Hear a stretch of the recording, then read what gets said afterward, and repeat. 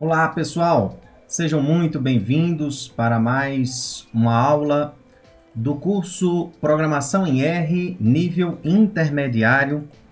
Hoje nós estamos com a aula de revisão referente às aulas 27 a 36, do qual nós combinamos com os participantes que, à medida que fôssemos completando 10 aulas, faríamos uma live de dúvidas, sugestões, críticas, como está o andamento do curso.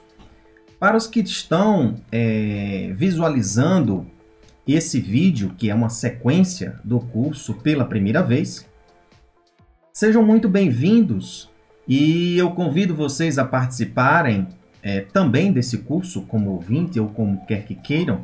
O objetivo é experienciarmos conhecimento e até a página bendavid.github.io, vindo aqui na opção cursos.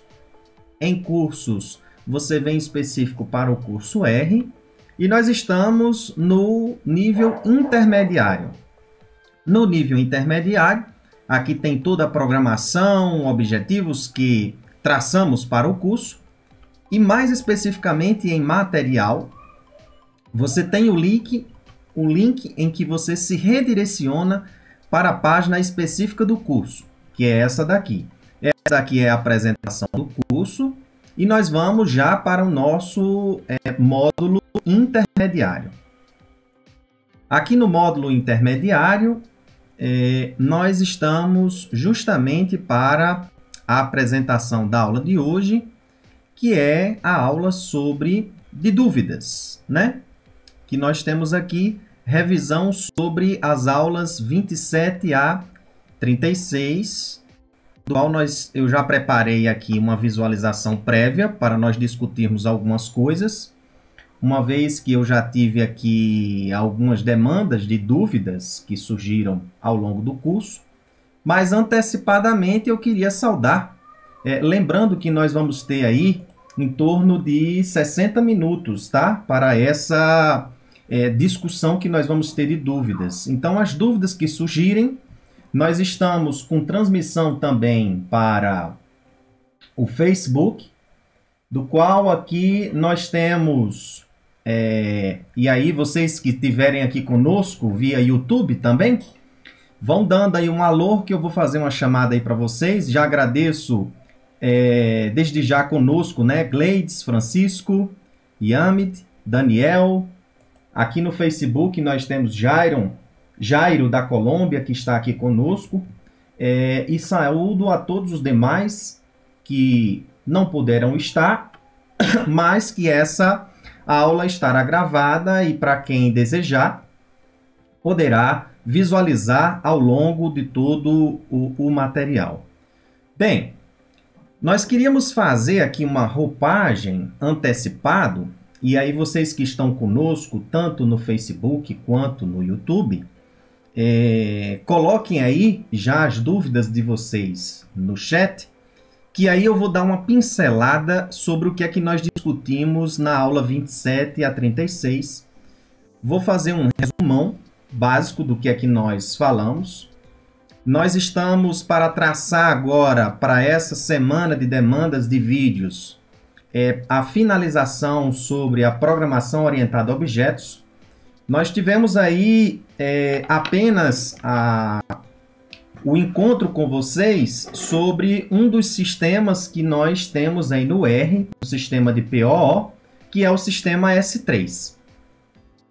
Temos diversos outros, temos um melhoramento do sistema S3, que é o sistema S4, mas devido à demanda de assuntos que nós temos, esse material vai ser adicionado ao finalizarmos esse curso como sugestão de que vocês possam acessar novamente a página do curso e ela vai estar sendo alimentada. Como nós temos uma demanda muito alta de conteúdos para abordar, eu não tinha como explanar todos os métodos de POO que tem implementados no R, uma vez que isso aí seria um curso, né, propriamente dito. Então, na realidade, a gente quer dar a ideia básica E nós escolhemos o sistema S3, que é a grande parte, né? Quer dizer, a maioria dos pacotes desenvolvidos e as funções da base do pacote Base, né?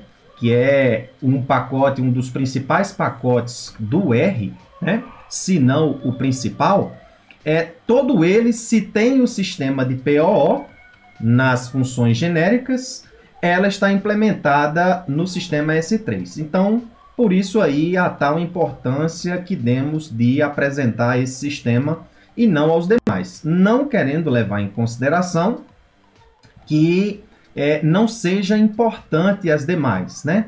E aí a gente pode dar uma pequena pincelada, mas ao longo do material que vai sendo escrito, nós vamos implementando esses demais métodos para ficar como um material de referência para estudo posterior para todos nós, tá? Então, feito isso, eu vou começar com a explanação.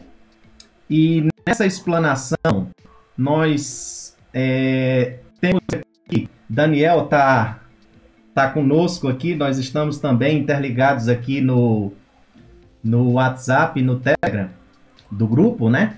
E aí, dúvidas, se quiserem, quem estiver conosco em tempo real no WhatsApp ou Telegram, se achar melhor, pode fazer as perguntas que a gente está com vocês aqui, tá? Beleza, então vamos lá. O que nós propomos no início, logo, da página do nosso curso, né? Desse nível intermediário, aqui a gente pegando o sumário, caracterizando melhor o ambiente R, eu quis passar aqui para vocês, bem aqui no final, foi um detalhamento maior das características básicas que existem no R.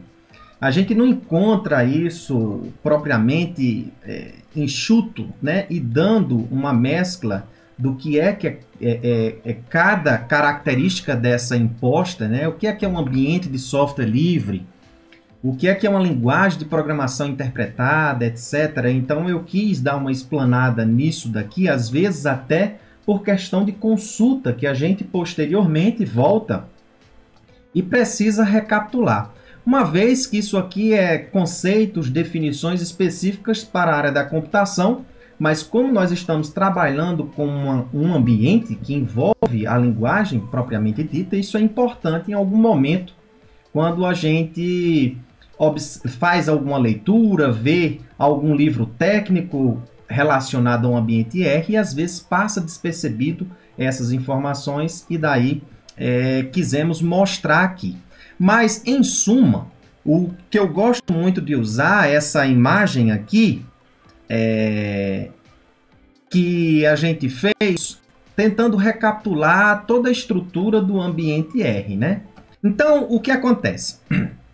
A base do R, e aí, se vocês querem um aprofundamento também sobre o ambiente R, é muito interessante vocês estudarem a linguagem S, porque por trás dela, muitas das coisas implementadas, ela só foi, vamos dizer, transcrita para o R. Por isso que a gente chama, em alguns momentos no texto, que o R é um dialeto da linguagem S. Então, um dos caras que desenvolveu a linguagem S, chamado John Chambers, ele diz e afirma que o R tem 3 princípios. É o princípio do objeto, o princípio da função e o princípio da interface. Relembrando, nós vamos explorar nesse módulo intermediário o princípio do objeto e o princípio da função. O princípio do objeto é a base de que esse princípio afirma que tudo que existe no R é um objeto. E o princípio da função vem o estilo funcional da linguagem, de que uma das bases é que tudo que existe no R é uma chamada de função. Então, esses paradigmas que existem por trás da linguagem do ambiente R vai ser explorado aqui específico no módulo intermediário. Nós fizemos uma explanação no módulo básico. Nesse módulo intermediário, a gente já começa com uma pegada mais forte com relação à sintaxe e semântica da linguagem. E a gente começou justamente pelo paradigma da programação orientada a objetos. Por quê? Se faz ou se leva a dúvida de achar que esse princípio do objeto nos leva a pensar que tudo que existe no R é programado, é orientado a objetos, uma vez que tudo que existe no R é um objeto. E isso não é verdade. Então, a ideia aqui, onde entra esse outro paradigma da programação, que é a programação orientada a objetos, não implica que tudo que existe no R é orientado a objetos. E aí, a gente, ao longo da introdução desse curso intermediário, a gente já entra na explanação sobre a programação orientada a objetos e chega em um determinado momento em que a gente distingue os dois tipos de objetos que existem no R. E, por incrível que pareça, quem é aí, e eu já peguei alguns comentários, inclusive um hoje, né, que assistiu essa aula sobre programação, essa sequência de aulas que vem, e que já tem uma certa noção, ou que vem da área da computação, né, da programação, e que já estudou um pouco programação orientada a objetos, quando pega esse sistema, a pessoa fica meio que atordoado, porque foge completamente das ideias básicas quando você estuda programação orientada a objetos, ao Java, ao C++, ao Python. Eu, particularmente, não sou um usuário dessas linguagens, mas pego alguns orientandos aqui na universidade que entendem um pouco dessas outras linguagens e peço para que eles me apresentem a ideia da programação orientada a objetos para que a gente possa fazer uma discussão mútua. E, de fato, você percebe que o sistema S3 ele tem justamente uma flexibilidade muito grande quando você chama os determinados métodos, porque você vai perceber que os objetos PO, que nós chamamos, que são aqueles orientados a objetos, a ideia básica, se distingue dos objetos do tipo base, que a gente chama do tipo base, simplesmente porque a distinção única que existe nesse tipo de objeto é que existe um atributo que é como um metadado para o objeto, que é o atributo class. Relembrando que esse tipo de estrutura no ambiente R é um tipo de estrutura em que ele não altera em nada os valores que estão no objeto. É como se fosse uma informação adicional que nós temos ao objeto. Inclusive, um dos atributos base que a gente tem no objeto é o comprimento. Alguns atributos ele tem uma tal importância, de tal modo que nós temos funções específicas para determinados atributos, dos quais nós vimos ao longo dessas aulas, dessas 10, 11 aulas, que o atributo class tem uma função chamada class, que a gente consegue identificar esse atributo.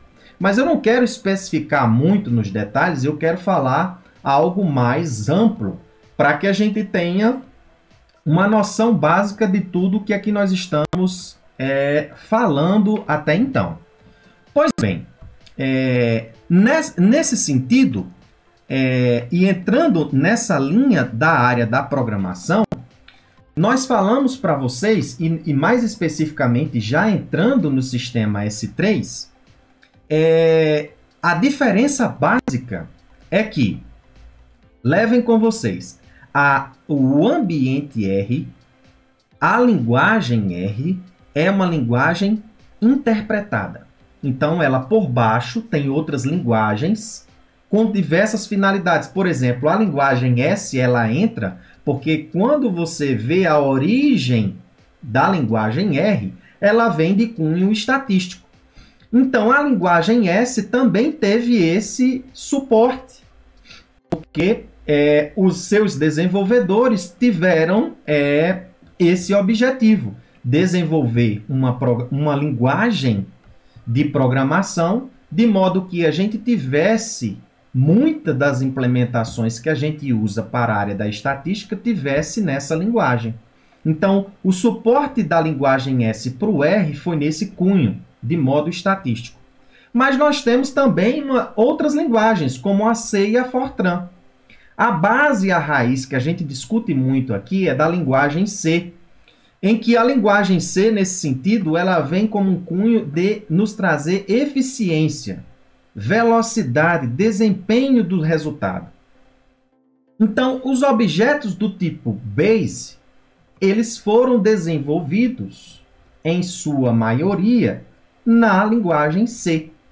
E aí nós temos alguns objetos, e especificamente no caso de funções, que a gente chama lá de funções primitivas, em que a gente observa em que essas funções primitivas, elas foram desenvolvidas na linguagem C, só que a gente vai perceber que, apesar delas terem sido desenvolvidas na linguagem C, nós ainda assim podemos utilizar o suporte do sistema S3.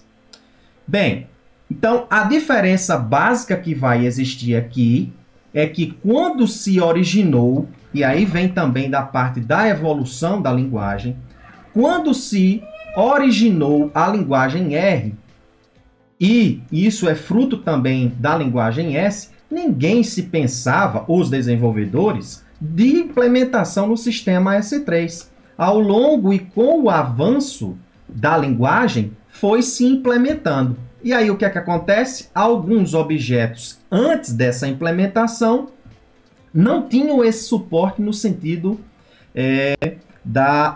desse paradigma da programação orientada a objetos.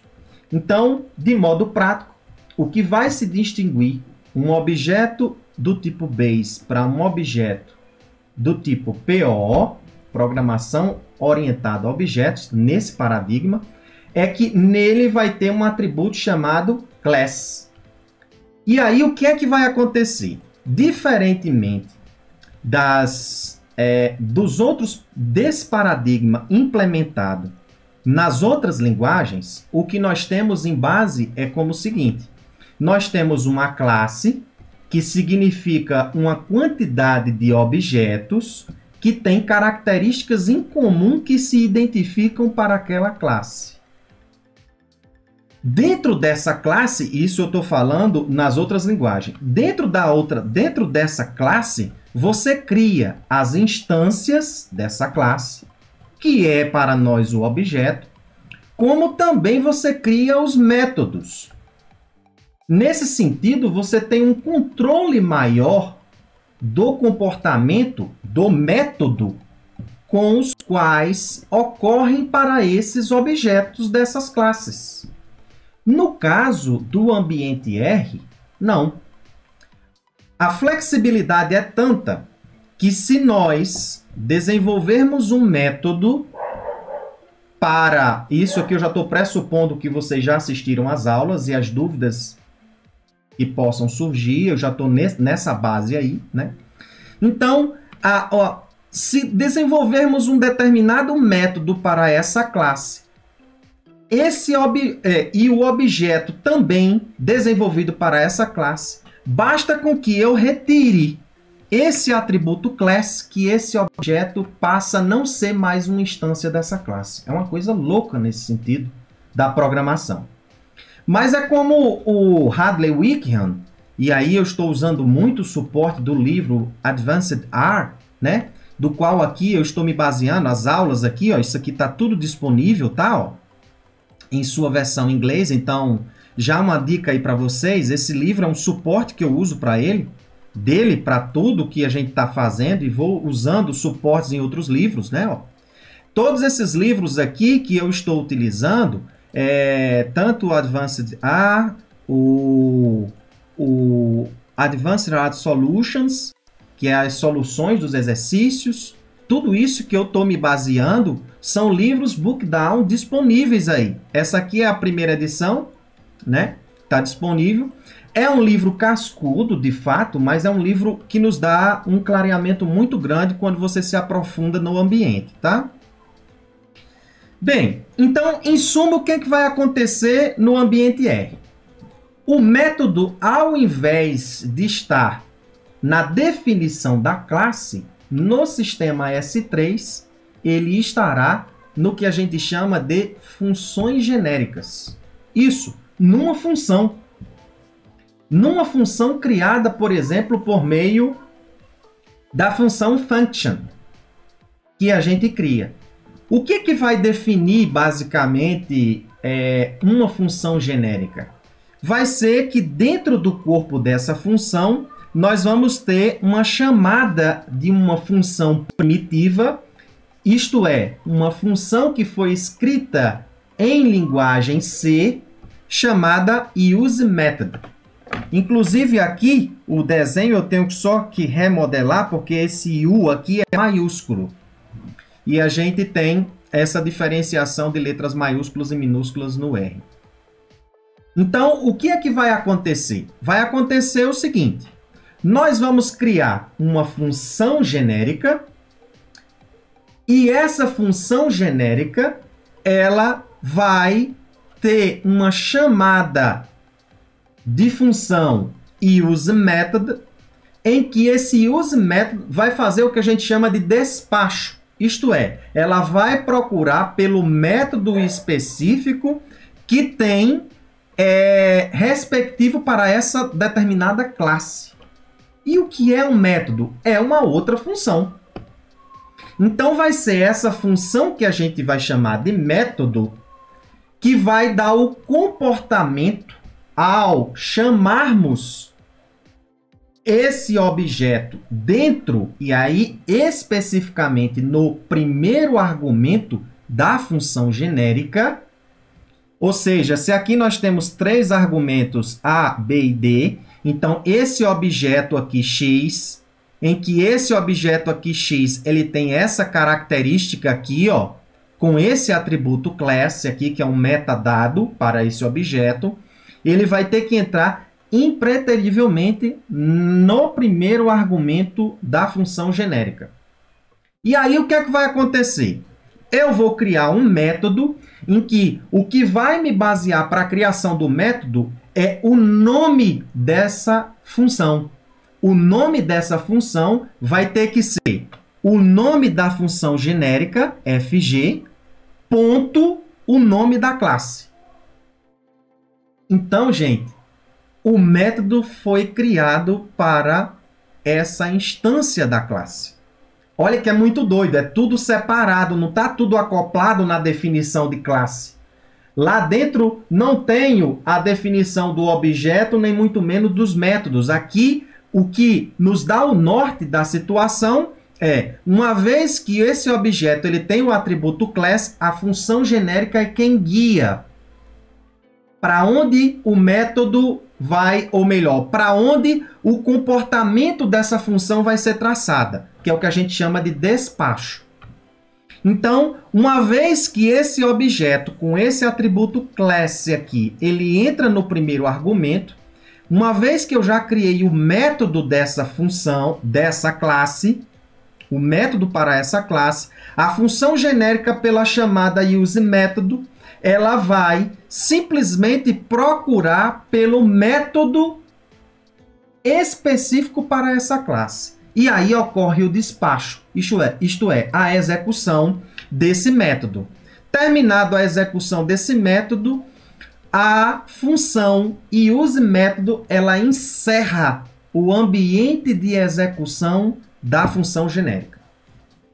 Bem, então a ideia básica sobre objetos no R é isso. Eu agora escrevi, então, essa parte, confesso para vocês que era uma parte que eu ainda não tinha estudado, por isso que é desafiante desenvolver esses cursos para vocês, porque eu acabo estudando com uma certa profundidade e isso é muito bom quando você quer entender um pouco mais o ambiente.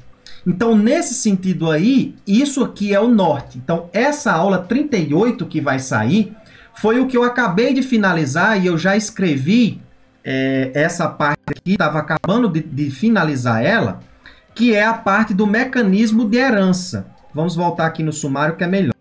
Nós já estamos chegando à marca de 1.500 linhas de comando de escrita desse material e aqui é onde tem o envio ou despacho de métodos e as heranças, né? Não era isso que eu queria falar, não. Aqui, peraí. Não é nessa parte aqui, não. É aqui, ó. Envio de método e mecanismo de herança. Então, essa parte foi a que eu finalizei agora. E aí nós temos o suporte de alguns pacotes que nos mostram como é que ocorre esse despacho. Isto é, como é que se ocorre essa busca aqui.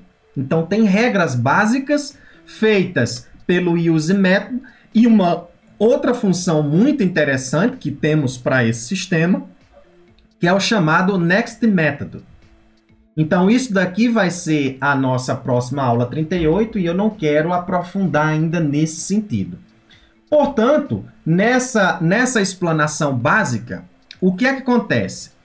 Essa situação de fechamento de ambientes, aonde é que está acontecendo, o que é um ambiente, nós fizemos uma leitura prévia lá no módulo básico e pelas leituras e as escritas que a gente vem fazendo até agora, uma coisa que deve estar embananando muito são 3 coisas que devem existir aí de dúvidas em vocês, que é sobre algumas regrinhas básicas que existem numa função do R. E aí a gente já antecipa um pouco do que é que vem lá na programação funcional. Antes disso daí, eu queria abrir a discussão para vocês. Nós estamos aqui especificamente dentro de 30 minutos, né? 19h29. E eu queria abrir com vocês a discussão para dúvidas do que possa existir, do que nós discutimos até aqui nas videoaulas sobre o sistema S3. O que é que vocês têm de dúvidas? Pessoal aí que já estudou outras linguagens, já viu alguma discussão? Cristiano Santos pergunta: o useMethod atua como um ponteiro para a função da linguagem C, certo? Bem, ponteiros na linguagem C, isso que Cristiano está falando, é uma coisa muito importante e a base do que ocorre no que a gente fala e assume como nomes e objetos no R, por trás na realidade um ponteiro que ocorre na linguagem de baixo nível no dialeto, ou melhor, na linguagem R, que é o que a gente chama de ponteiros. Ponteiros nada mais é, então, por exemplo, essa característica que existe na linguagem C, e já, Cristiano, eu já lhe digo de antemão, que no nosso módulo avançado, nós temos uma interface específica da linguagem C no R, que a gente consegue escrever literalmente na linguagem C. Não estou falando utilizando o pacote RCPP, não. RCPP, que é da linguagem C++. Eu estou falando propriamente dito. A gente consegue utilizar a linguagem C dentro dos recursos dos pacotes base da linguagem R. Só que é um pouco mais duro de se escrever, que necessita um pouco mais de código. Mas isso vai ser um dos meus desafios, que é fazer uma introdução da linguagem C e nós entrarmos na arquitetura, na base interna do R, e nós vamos fazer essa discussão, entrando em discussões sobre interfaces da linguagem com a linguagem R, né? E também o desenvolvimento aprofundado de pacotes. Então, o useMethod, por trás, eu não vou ter a certeza, Cristiano, se eu entrei, que eu não entrei no código interno do useMethod, mas uma coisa que é interessante no useMethod, essa discussão sobre ponteiros aí, eu até não falei, mas a ideia básica do ponteiro é que você pode acessar o valor de alguma variável na linguagem C, ou pela memória, onde esse valor foi armazenado, ou pelo próprio valor, né? Ou pela própria variável. Caso esse que não ocorre diretamente com o R, a gente não consegue acessar facilmente, a gente tem que usar um pacote adicional lá do conjunto de pacotes lá desenvolvido pelos carinhas do RStudio, que a gente consegue ter esse mecanismo. Bem, então foi Cristiano que está aqui, que fez justamente a discussão sobre lá no comentário que foi feito sobre o mecanismo do sistema S3, lá nos comentários lá do YouTube. Então foi você mesmo, Cristiano. E Cristiano ainda continua. Eu não entendi muito bem ainda por que usar a função genérica, visto que chamar direto o método que o useMethod define. Essa pergunta é muito interessante, de Cristiano. Porque é o seguinte, veja, a pergunta é, nós criamos duas funções. Vamos falar isso de modo, fugindo um pouco da ideia das definições básicas da programação orientada a objetos, tá? Então, de modo prático, o que é que nós temos? Nós temos o que a gente chamou de função genérica e método. Vou usar na linguagem rústica nossa de ambiente E. Nós temos, na realidade, duas funções. Uma função que tem uma chamada para useMethod e uma outra função que a gente chama de método. O que diferencia delas duas é basicamente, uma tem a chamada useMethod e a outra é que a estrutura do nome da função tem essa junção do nome da função genérica para o nome da função genérica e o nome da classe separada por um ponto. Isso é de regra. Por isso que acontece, quando você cria objetos, você tem que evitar esse tipo de sintaxe. Por quê? Porque o sistema S3 usa esse recurso. Então, o que acontece? Eu posso utilizar diretamente o método? Posso. Não há problema. Mas o que é que acontece? A gente tem que ver que apesar de nós criarmos uma classe específica, às vezes o despacho ele não ocorre diretamente. Vou voltar à situação. Tem um objeto no R chamado DataFrame, certo? Que é o quadro de dados. O quadro de dados nada mais é do que um objeto do tipo list. É uma lista no R. O que é que diferencia aquele comportamento? O comportamento que diferencia num objeto DataFrame, que a gente usa a função data.frame, é porque tem um atributo class chamado DataFrame nesse objeto. Quando você usa a função DataFrame, o que ele exporta é um objeto cuja classe, quando sai no resultado, é uma classe data.frame. O que é que acontece? Acontece que, quando você printa esse resultado, ele sai com aquele comportamento. Mas, o que é que acontece? Se você usar para o resultado daquele objeto e usar a função unclass, ou seja, temporariamente retirar o atributo class, o que é que vai acontecer? Vai acontecer que o fato dele não ter a classe, o despacho do print que vai existir, ou seja, da função genérica, não vai ocorrer no método para a classe DataFrame.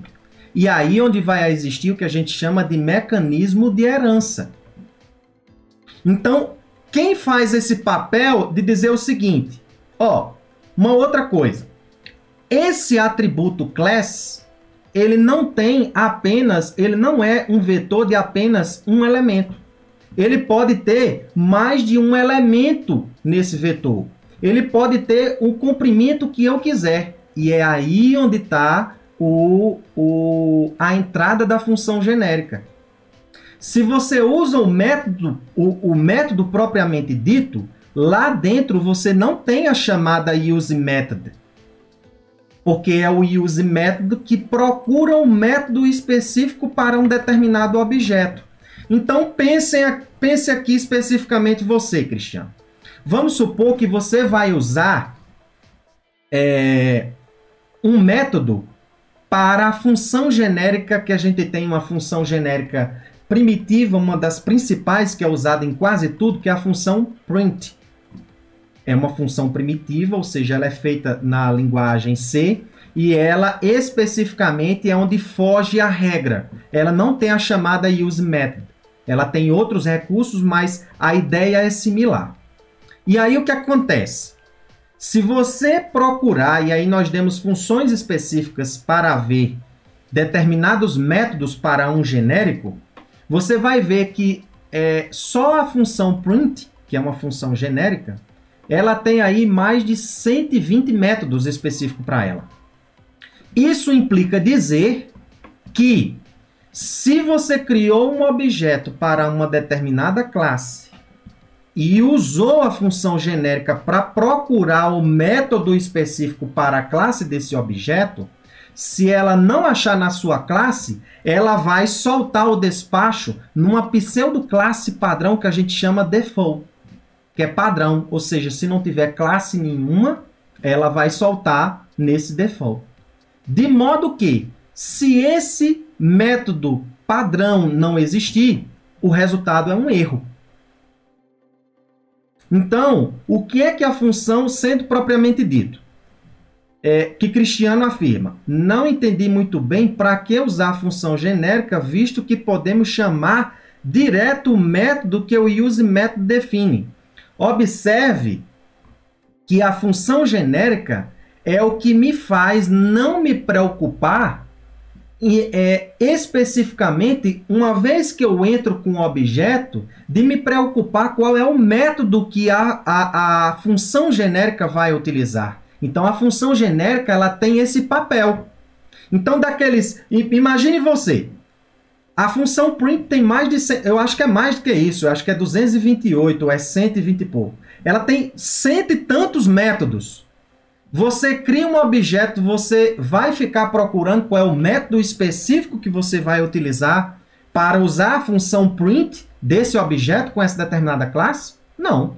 Eu vou usar a função genérica print, bruta, ela só, e ela lá dentro vai despachar no método específico, dado a classe que esse objeto tem, no primeiro argumento dessa função genérica. Entendeu a ideia? É a mesma coisa de que quando você cria uma nova instância da classe na linguagem C++ ou Python, Java, né? Você cria uma função específica lá interna, né, para criar essa instância, né, que vem já um objeto, que é um objeto que vem com essa determinada classe. Aqui nesse caso, a gente sabe que o papel no sistema S3 não funciona dessa forma. Então, nesse caso aqui, se eu retirar o atributo class e usar a função genérica aqui, ela vai despachar nesse caso, como não tem o atributo class, ela vai usar o próprio mecanismo dela da função primitiva. Então, ela, nesse caso, vai usar o método interno que ela vai buscar e que, nesses casos, esse objeto aqui, a gente diz que ele é um objeto do tipo base, em que a gente mostra que o despacho ocorre na própria função primitiva, em que ela tem outros mecanismos para poder, dadas as funções utilizadas, ter comportamentos diferentes. Então, aqui pegando o gancho de Cristiano, o que ela usa essas funções primitivas, dado objetos base inserido dentro dele, instruções do tipo switch, em que eu também dou exemplos desse switch na versão R aqui, que é algo similar do que ocorre na linguagem C. Então, é com essa instrução switch que o comportamento para dado um objeto, e aí a gente vai usar as classes implícitas, aquelas que não estão no atributo class, que está relacionado à tipagem do objeto, por exemplo, de ser numérico, ou especificamente de ser integer, de ser double, ou de ser matriz. Nesses três aspectos aí, e Cristiano ainda afirma, mas não vi a vantagem de implementar isso. No caso em que eu estivesse criando um código, pois os métodos estariam todos acessíveis. Não, não especificamente. Pensem vocês, por exemplo, eu vou dar um caso propriamente dito para você, tá? Dentro do meu mecanismo. Eu tenho um pacote chamado Midrange MCP. Então, observe comigo. Vamos pensar em termos estatísticos. Uma das coisas que a gente mais precisa e que vocês, quando usam aí as técnicas da área da estatística, uma das funções que você vai mais utilizar é o summary ou plot, por exemplo. Do qual, por exemplo, dentro da área da experimentação, nós temos lá um experimento com tratamentos de um fator em que eu quero mostrar como resultado, uma vez que esses fatores eles são qualitativos, tá? Não são quantitativos, porque senão o caminho seria para a regressão. Eles são qualitativos e na realidade eu preciso comparar esses grupos, né? Esses tratamentos, vamos dizer assim, e saber qual deles é melhor. Em termos de representação gráfica, para nós não é interessante mostrar o gráfico de dispersão, mas poderia ser interessante mostrar um gráfico de barras. Para as demais, dadas análises que você faz em termos estatísticos, o que é que esse sistema nos traz de melhorias quanto à visualização? Às vezes um gráfico plot ele não é interessante, ou melhor, uma função plot, ele não é interessante ser mostrado para qualquer tipo de análise no mesmo padrão. Para determinados tipos de análises, é interessante que a saída desse plot tenha um comportamento diferente. Isto é, tenha um método diferente. Por exemplo, falando da análise de experimentos que eu tinha falado, uma das minhas linhas de pesquisa é os procedimentos de comparações múltiplas. Tem alguns baseados em métodos de agrupamento, em que o gráfico de saída já não é mais interessante, por exemplo, o gráfico de barras. Para o caso de testes específicos, em que a gente usa testes simultâneos, é interessante um gráfico de barras, mas além do gráfico de barras, de que em cima dessas barras eu consiga identificar as letrinhas, que faz com que eu diga se estatisticamente um grupo é ou não é igual ao outro. Esse comportamento, para esse tipo de análise, eu posso solucionar e dizer o seguinte, eu vou criar um objeto em que esse objeto recebe um determinado conjunto de informações que ele vai soltar um resultado. Esse resultado, eu quero que as funções genéricas específicas captem e eu crie métodos específicos para determinadas funções. Por exemplo, o summary, eu quero que ele use o summary e me mostre uma tabela de um tipo, por exemplo, data frame ou de qualquer outro tipo. E que o plot não seja qualquer plot padrão. Ele crie um plot que seja, por exemplo, um gráfico de barras e que em cima ele mostre as letrinhas e que me mostre um gradiente de cores do que é estatisticamente superior e inferior. O que é que eu faço com isso? Eu crio um sistema S3 de que eu não vou utilizar o método propriamente dito, eu vou utilizar o genérico, um plot normal, ou um summary normal, e esse genérico se encarregará dado que a saída desse meu objeto tem um atributo class, que é o comportamento das características que tem para essa classe, eu quero que os genéricos despachem para o método específico, porque eu quero um comportamento diferente para as minhas saídas. É nesse sentido. Então, o método nessa situação faz com que você, dado o objeto de entrada que exista especificamente no primeiro argumento do genérico, no caso, se você vai usar o método específico, você fique se preocupando qual é a classe desse objeto. Essa que é a ideia. E aí o que acontece? Quando você cria uma classe específica para o seu objeto, dado que agora esse objeto tem um atributo class, se não houver o método específico, eu usando, por exemplo, uma função print, que é o genérico, esse print eu usando pelo genérico, ele vai procurar o genérico default, ou melhor, o método padrão. E eu não preciso me preocupar com isso.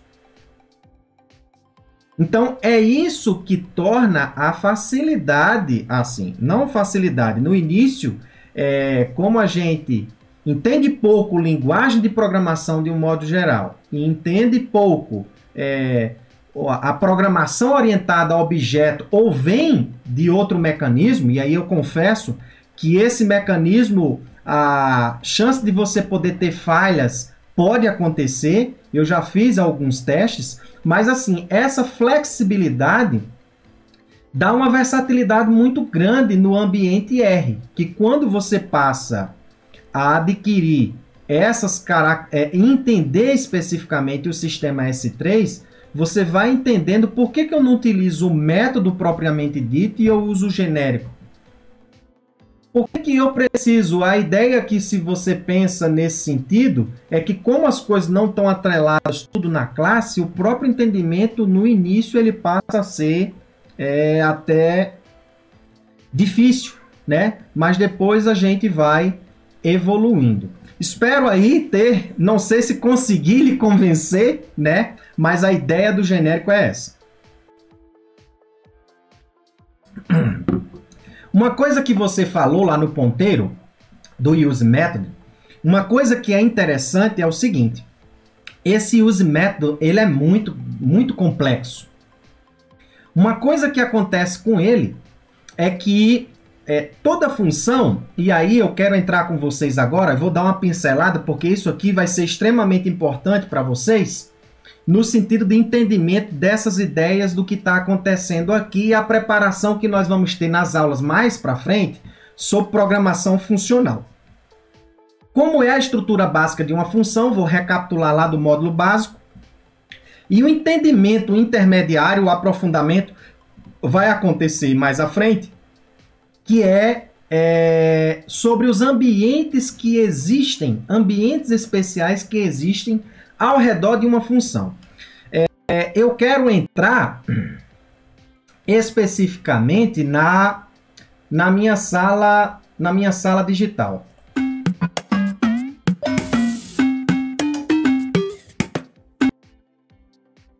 Eu preparei esse material aqui para mostrar para vocês sobre o que é que tem por trás das funções no R. Então, veja comigo. Uma função qualquer, feita pela função function, não as funções primitivas, as funções primitivas elas não têm essa estrutura básica aqui. Bem, o que é que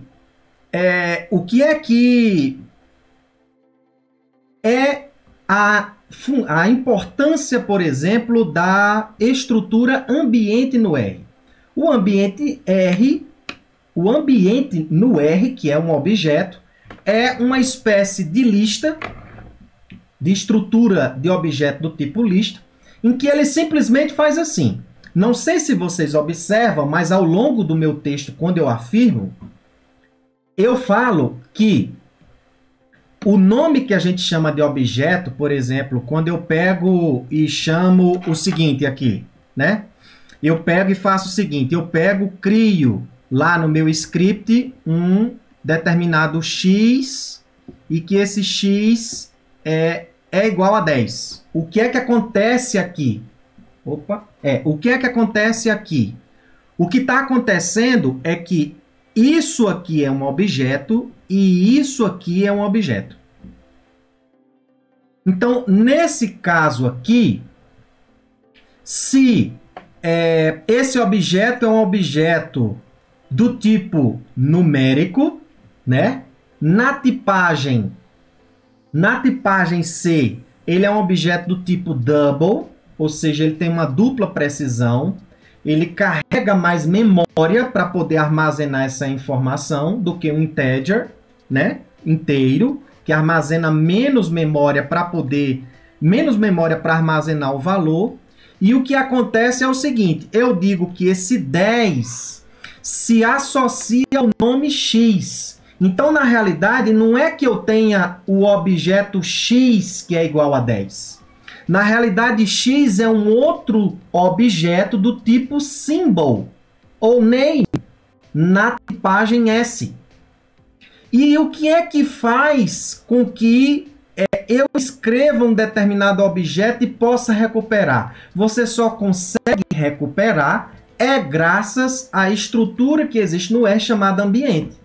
Por quê? Porque quando você faz uma associação de um objeto ao nome, o ambiente do qual você criou essa instrução, vamos dizer assim, você fez com que o ambiente guardasse por meio do nome esse objeto. Uma vez que eu não consigo acessar esse objeto pelo identificador de memória, que é o que o ponteiro faz. Se eu consigo saber qual é o identificador de memória, eu poderia, por exemplo, pegar o identificador de memória e chamar pelo ponteiro, por exemplo, esse objeto. No R, eu só consigo recuperar o valor porque eu associo um nome a ele. Mas não é que x é um objeto 10. X é um objeto do tipo nome que se associa a esse valor 10. Então, quando a gente usa esse símbolo aí de flechinha, eu estou dizendo em termos práticos da linguagem R que x recebe o valor 10. Aí o que acontece? O ambiente, e especificamente quando a gente cria o nosso script, a maioria das vezes isso aqui está criado no ambiente global, né? Que é o ambiente onde tem a criação de tudo que a gente faz, por exemplo, no console, diretamente, sem alteração de ambiente, vai para o ambiente global, e é o que faz com que quando eu digite x, eu levo essa informação, na realidade, o próprio R, ele vai para a informação do ambiente e vê, existe algum objeto associado a esse nome x? Se existir, ele vai e me volta o resultado, que no caso ele me voltaria o valor 10. Agora, o que é que acontece? Numa estrutura de função, existem 3 ambientes paralelos que são criados quando se cria uma função. Primeiro, existe o que a gente chama ambiente de execução, na realidade, ambiente de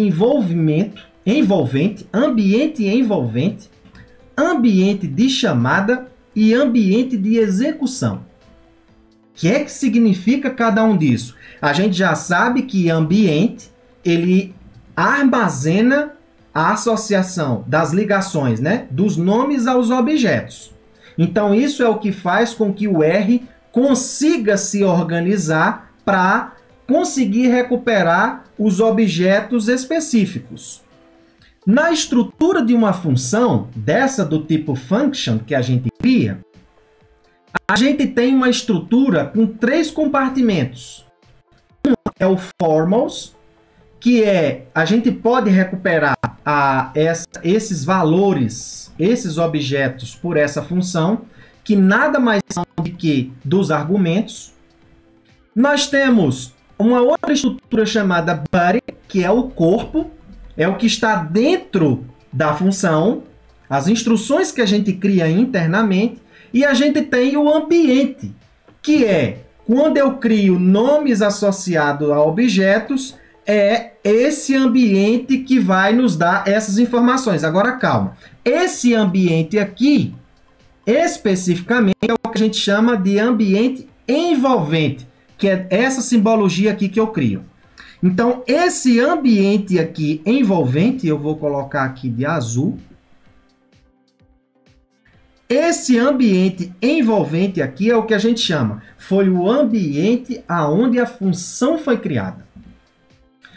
O ambiente aonde a função foi criada, se você cria, por exemplo, um script e executa isso via console, as linhas de comando especificamente, muito provavelmente o ambiente será um ambiente global. Agora, nem sempre.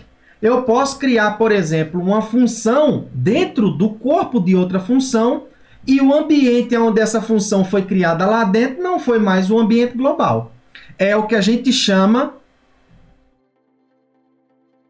a Cássio está pedindo desculpa. Beleza, Cássio.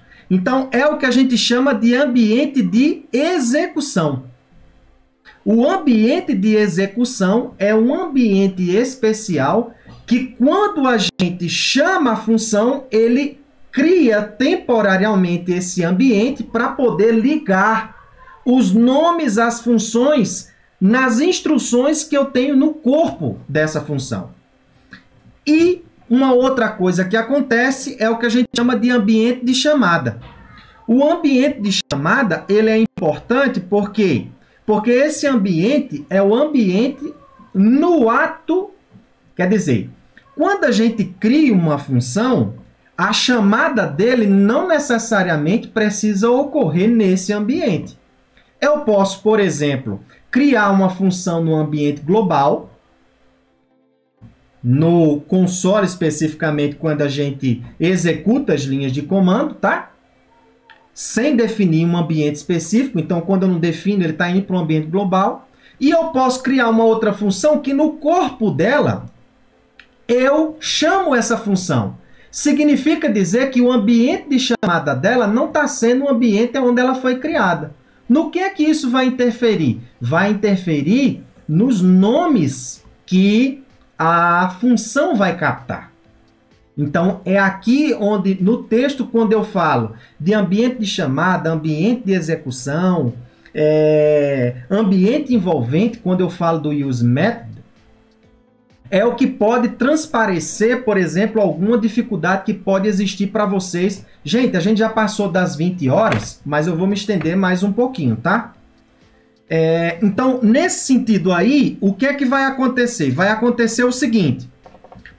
Quando eu crio a função, eu crio ela e o nome associado a essa função está no que a gente chama de ambiente envolvente. É o ambiente onde a função foi criada. Quando eu chamo essa função, pode acontecer, se eu chamei essa função no próprio ambiente global, o ambiente de chamada é o próprio ambiente global, não tem problema.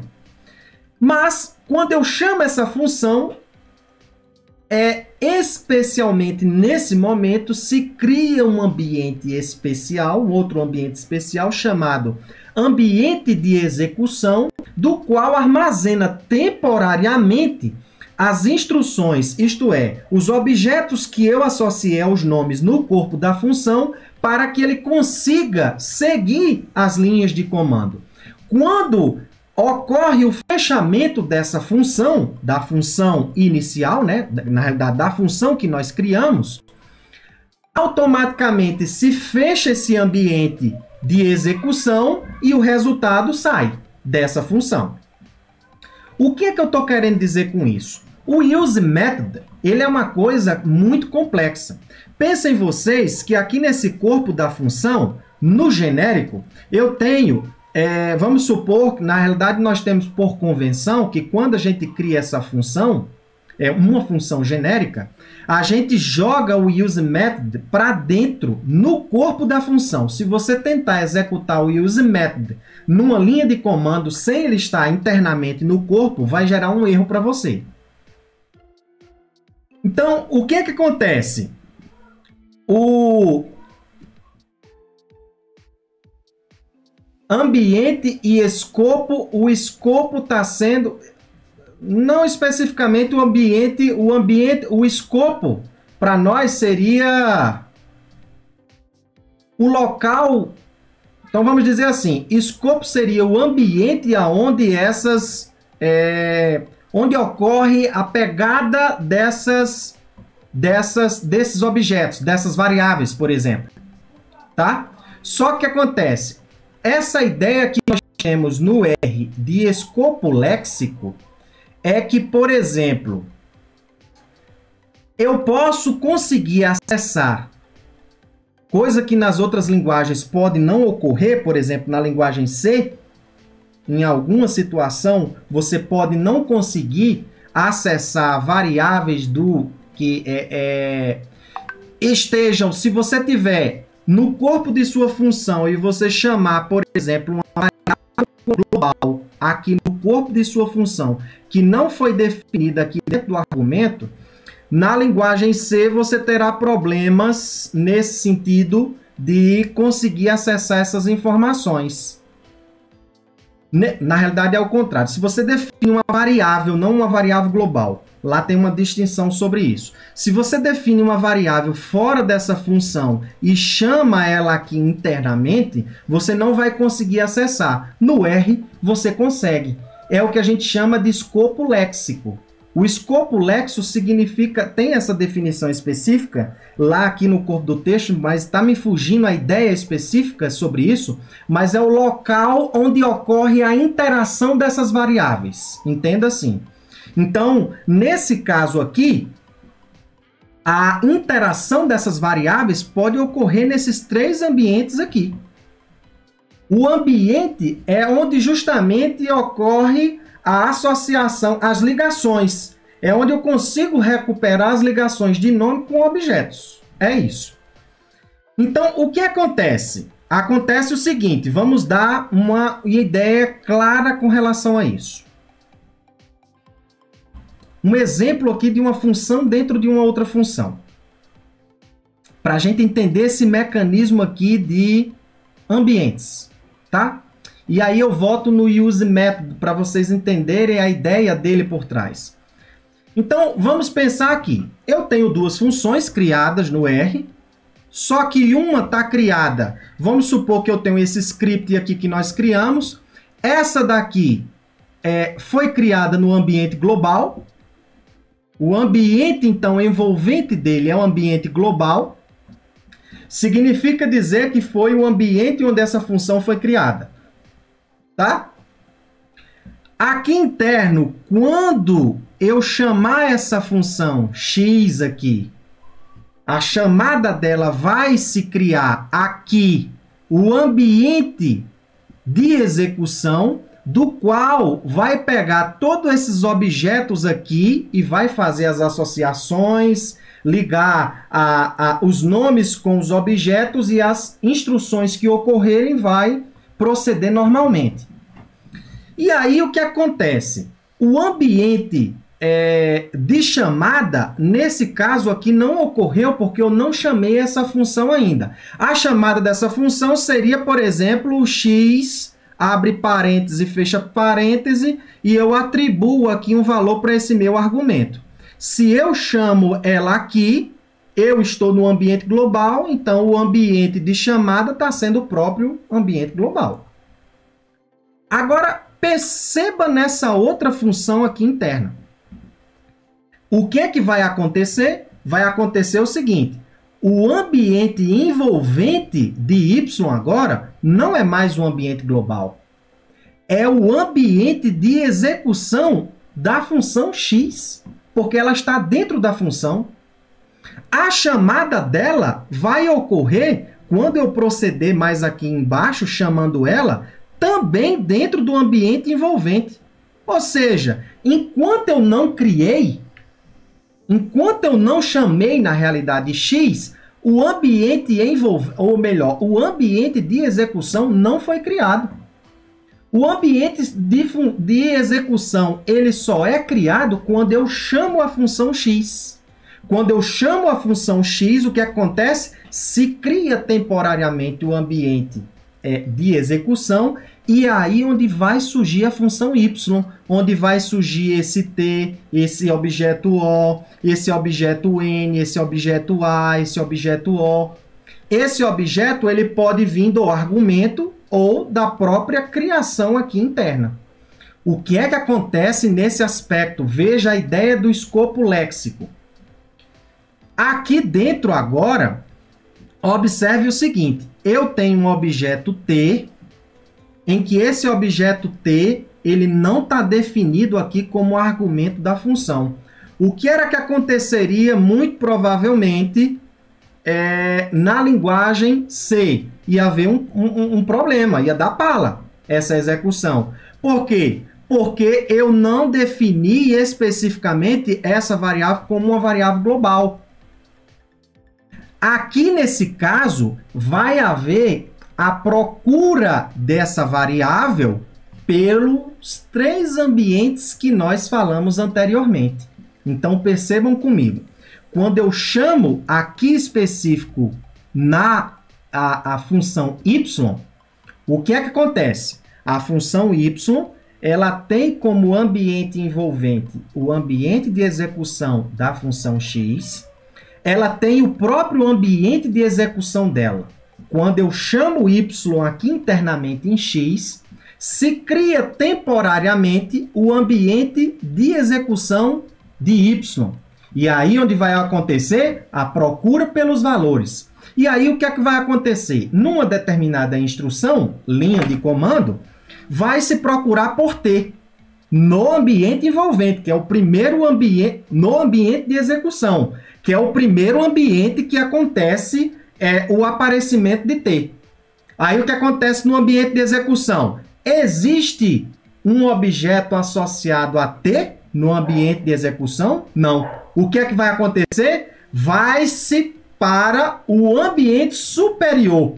Porque uma coisa que eu não falei, mas está lá no módulo básico, e aí na aula justamente de ambientes, a gente tem uma hierarquização de ambientes. Todo ambiente tem um pai, tem um ambiente superior. Então, nesse caso aqui, o ambiente de execução ele tem um pai, que é o ambiente envolvente. É o ambiente, ou melhor, é o ambiente de chamada, né? Que nesse caso é o ambiente envolvente, né? O ambiente de chamada. O ambiente onde essa função está sendo chamada, se a minha variável, meu nome aqui, não se encontra no ambiente de execução, eu vou buscar no ambiente de chamada.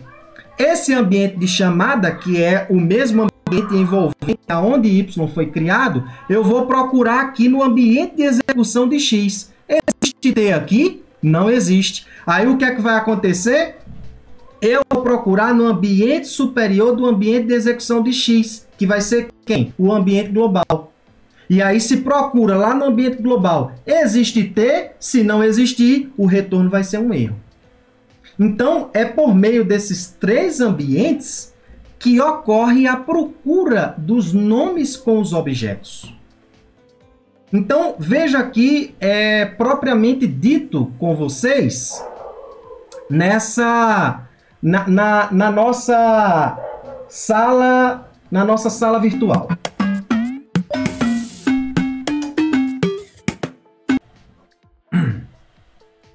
Nós temos aqui as 2 funções criadas, que é essa função x e é a função y. E o que é que acontece nessa situação? Nós temos o ambiente envolvente, que nesse caso, aqui nós temos propriamente dito o ambiente global. Perceba que quando eu crio x, observe que apenas x foi criado, e que internamente é que eu tenho a função y, em que ela é chamada aqui dentro, né, de x. Então, eu crio y aqui, ó, que nada mais é do que eu pegar o valor de O elevar ao quadrado e multiplicar por t. Só que esse t, veja, ele não está nem no ambiente envolvente de y, nem vai estar no ambiente de chamada de y, que a chamada de y ocorre aqui, que é no mesmo ambiente onde a função foi criada. Então, o que eu estou querendo dizer é que nesse aspecto aqui, ao chamar essa função, eu verifico, eu crio o ambiente de execução, em que o ambiente de execução vem aqui, vem nas ligações e verifica se existe algum t. Se não existe algum t, ele vai para o ambiente de chamada, ou seja, aqui no ambiente de execução de x, não acha, ele vai agora para um ambiente superior, que é o ambiente de chamada de x, que é onde x foi criado. E nesse caso, como x está sendo criado justamente no ambiente global, aqui ainda eu não criei t, né? Ó, eu vou criar ele agora. Então, ele também está no ambiente global, aí ele é acessado e encontra o valor 2. Então, nesse caso, quando eu chamo x e ele me retorna 11, o que é que aconteceu? Eu peguei u, veja que u nem está como argumento da função u, u está sendo criada aqui, né? Nesse caso aqui, u não está como um argumento, né, da função x, que é a. Ele está simplesmente, nesse caso aqui, a, na realidade, é o argumento da minha função x. U é um nome criado no ambiente de execução de x.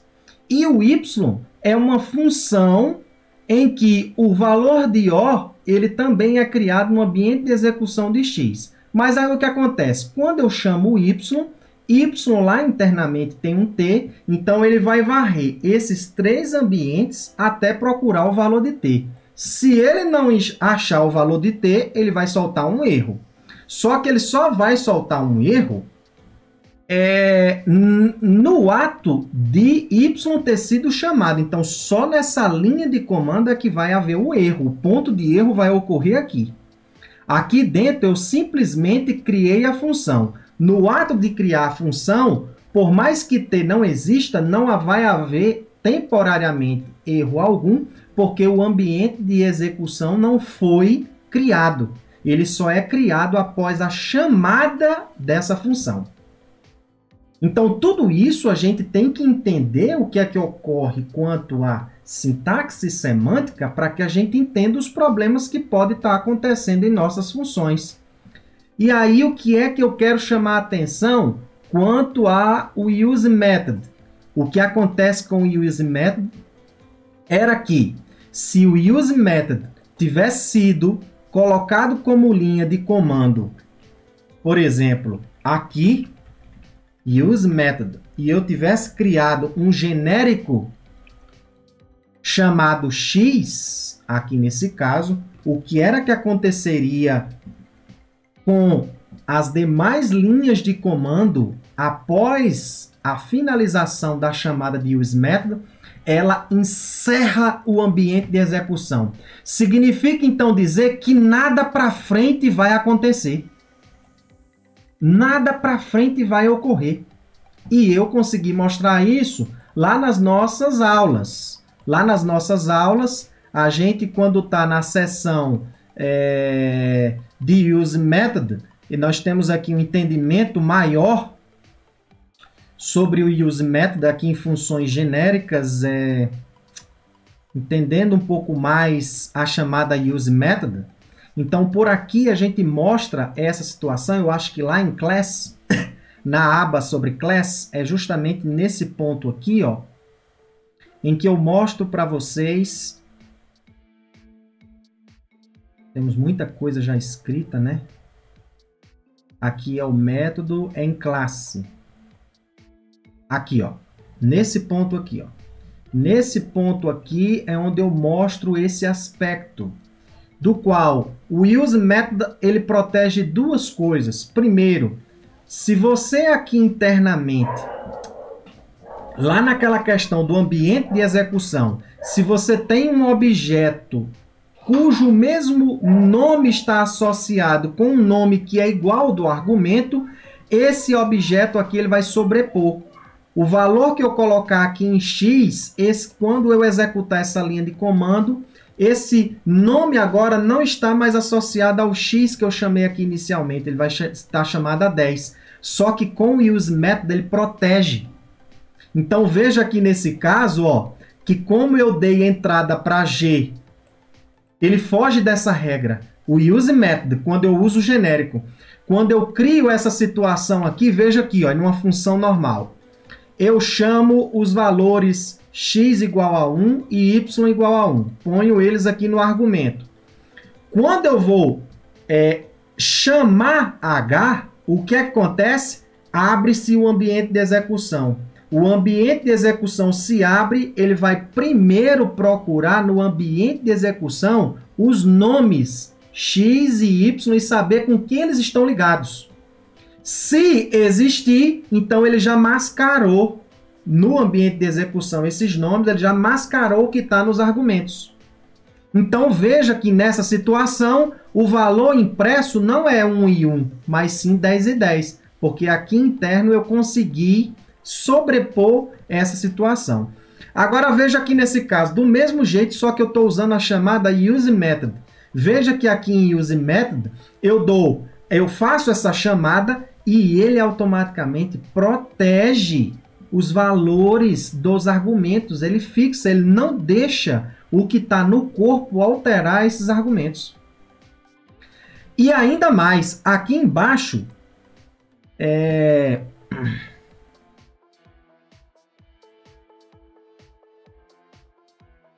em algum canto, ainda não foi exatamente nesse canto aqui, que eu falo um pouco mais sobre o useMethod, que eu mostro que o que está após o useMethod, ele não passa. Aqui eu já entrei para nextMethod. O que está após a linha de comando de useMethod, ou seja, quando a chamada ocorre de useMethod, ou seja, ele vai procurar o despacho para um método específico, o método vai ser executado. Quando ele retorna para useMethod, o que é que ele faz com o ambiente de execução da função genérica? Ele fecha. Ele não deixa mais nada ocorrer posteriormente ao useMethod. É uma coisa meio que louca que acontece, porque ocorre uma flexibilidade, mas o useMethod proporciona isso no ambiente de execução.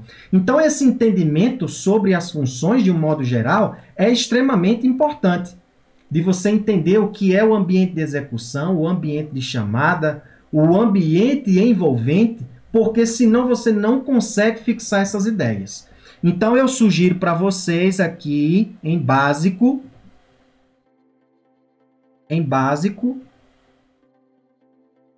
mais especificamente aqui em ambientes só, ambientes e caminho de busca.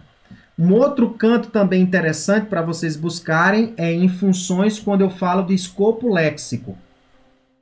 Certo? Que é o ambiente onde está ocorrendo as interações de funções com valores associados aos nomes. É justamente essas mesclas dos ambientes. Então, tudo isso é o escopo, tá?